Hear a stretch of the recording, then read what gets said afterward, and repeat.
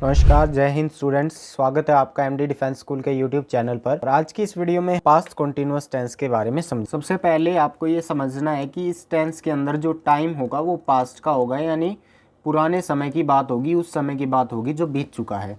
उसके अलावा अगर वर्क की बात करें तो वर्क होगा कॉन्टिन्यूअस। ठीक है, वर्क होगा हमारे पास कॉन्टिन्यूअस। कॉन्टिन्यूअस वर्क का मतलब क्या होता है कि जो काम जारी हो, ठीक है, जो काम अभी चल रहा हो। पास्ट में जो काम जारी होता है उसी को हम क्या बोलते हैं, पास्ट कॉन्टिन्यूअस टेंस बोलते हैं। जैसे वह स्कूल जा रहा था, वह स्कूल जा रहा था। अब इस वाक्य को ध्यान से पढ़िए, इसमें मैंने क्या लिखा, वह स्कूल जा रहा था, वह स्कूल जा रहा था। इसमें जो था है, अगर था आ जाए किसी भी वाक्य के अंत में तो वो पास्ट हो जाता है।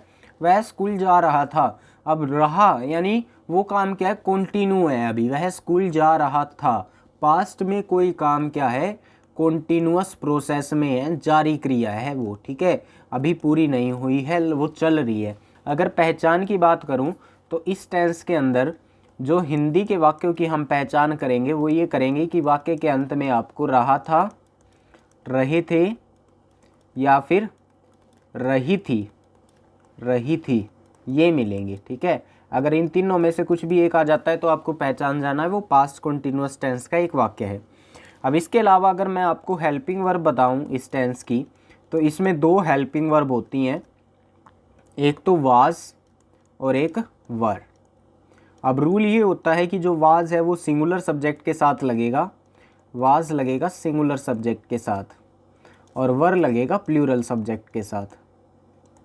प्लूरल में जैसे दे हो गया, वी हो गया, ठीक है, ये तो प्लूरल ही होते हैं, फिक्स है इनका। तो सिंगुलर में जैसे ही, शी एंड इट, ये तीनों सिंगुलर होते हैं तो ये भी वाज लेंगे।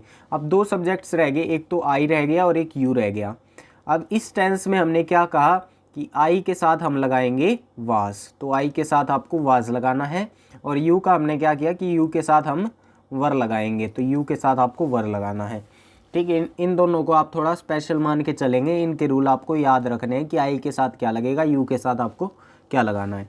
अब अगर मेन वर्ब की बात करें तो मैंने आपको पिछले लेक्चर में बताया था, जहाँ भी कॉन्टिन्यूअस टेंस आ जाए, चाहे वो पास्ट का हो, चाहे प्रेजेंट का हो, चाहे फ्यूचर का हो, कैसा भी हो, कॉन्टिन्यूअस का मतलब फर्स्ट फॉर्म के साथ आईएनजी होता है। तो यहाँ पर वर्ब की फर्स्ट फॉर्म के साथ हम आईएनजी का यूज़ करेंगे एज मेन वर्ब। अब आगे चलते हैं, इसके स्ट्रक्चर्स की बात करते हैं कि इस टेंस में हम कौन से स्ट्रक्चर फॉलो करेंगे इंग्लिश बनाने के लिए। सबसे पहले मैं अफर्मेटिव का स्ट्रक्चर आपको बताता हूँ। अफर्मेटिव वाक्य हमारे सिंपल वाक्य होते हैं जिनमें नेगेटिव या क्वेश्चन आंसरिंग नहीं होती, डायरेक्ट सिंपल बात। तो इसका जो स्ट्रक्चर होता है वो होता है सब्जेक्ट प्लस वाज या वर, सब्जेक्ट के अकॉर्डिंग पता लगेगा कि वाज लगेगा या वर लगेगा। देन फर्स्ट फॉर्म के साथ ING, then object, full stop. तो इस तरह से इसका अफर्मेटिव का स्ट्रक्चर रहता है। जैसे एक एग्जांपल लेते हैं, वह खाना खा रहा था, वह खाना खा रहा था। वाक्य के अंत में रहा था आया है तो ये पास्ट कॉन्टिन्यूअस का एक वाक्य है। अब इसके अलावा देखिए ध्यान से, इसकी इंग्लिश बनाने के लिए हम क्या करेंगे, ऊपर वाला जो मैंने ये स्ट्रक्चर लिखा है इसको फॉलो करते हुए सबसे पहले सब्जेक्ट लिखेंगे। सब्जेक्ट है वह की इंग्लिश यहाँ लिखूंगा ही। अब ही क्या है, सिंगुलर, तो सिंगुलर के साथ लगेगा वाज, ही वाज। फिर फर्स्ट फॉर्म के साथ आईएनजी लगेगी, तो काम हो रहा है यहाँ खाना खाने का, तो ईट, ही वाज आईएनजी लग के ईटिंग हो जाएगा, ही वाज ईटिंग। ऑब्जेक्ट क्या होगा, खाना यानी food, he was eating food. तो इस तरह से आपको इस सेंटेंस की इंग्लिश फॉर्म कर देनी है। नेक्स्ट चलते हैं अब नेगेटिव सेंटेंस पे। नेगेटिव सेंटेंस, अब नेगेटिव सेंटेंस में क्या होता है, नहीं आता है, नोट आता है। ठीक है, तो वो हमको एडजस्ट करना पड़ेगा। देखिए ध्यान से, नोट कहाँ आएगा, सबसे पहले तो हम सब्जेक्ट प्लस वाज या वर लगाएंगे, देन उसके बाद नोट लगाएंगे क्योंकि ये नेगेटिव है। फिर फर्स्ट फॉर्म के साथ आईएनजी आएगी, देन ऑब्जेक्ट आएगा और फिर फुल स्टॉप। ठीक है, एग्जाम्पल लेते हैं, वह क्रिकेट नहीं खेल रहा था।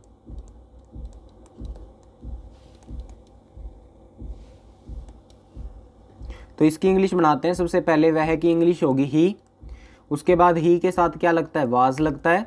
देन यहाँ नहीं आया है तो नोट लगेगा। उसके बाद फर्स्ट फॉर्म के साथ आईएनजी, काम हो रहा है खेलने का, तो प्लेइंग, आईएनजी लग के प्लेइंग हो जाएगा। और क्या नहीं खेल रहा था, क्रिकेट, तो यहाँ लास्ट में हम लिख देंगे cricket, he was not playing cricket. तो इस तरह से आपको नेगेटिव सेंटेंस की इंग्लिश बना देनी है पास्ट कंटिन्यूअस में। अब आगे बात करते हैं इंटेरोगेटिव सेंटेंस में। इंटेरोगेटिव सेंटेंस में आपको क्या स्ट्रक्चर फॉलो करना है। इंटेरोगेटिव का मतलब होता है जिसमें क्वेश्चन पूछा जाता है, ठीक है। तो इसमें हम क्वेश्चन बनाते हैं, तो हेल्पिंग वर्ब आगे आएंगी, वाज या वर आगे आएगा, उसके बाद फिर सब्जेक्ट आएगा, देन फर्स्ट फॉर्म के साथ आईएनजी प्लस ऑब्जेक्ट, और क्वेश्चन बना है तो क्वेश्चन मार्क। अब जैसे हिंदी का एक वाक्य लेता हूँ मैं, क्या वे फिल्म देख रहे थे।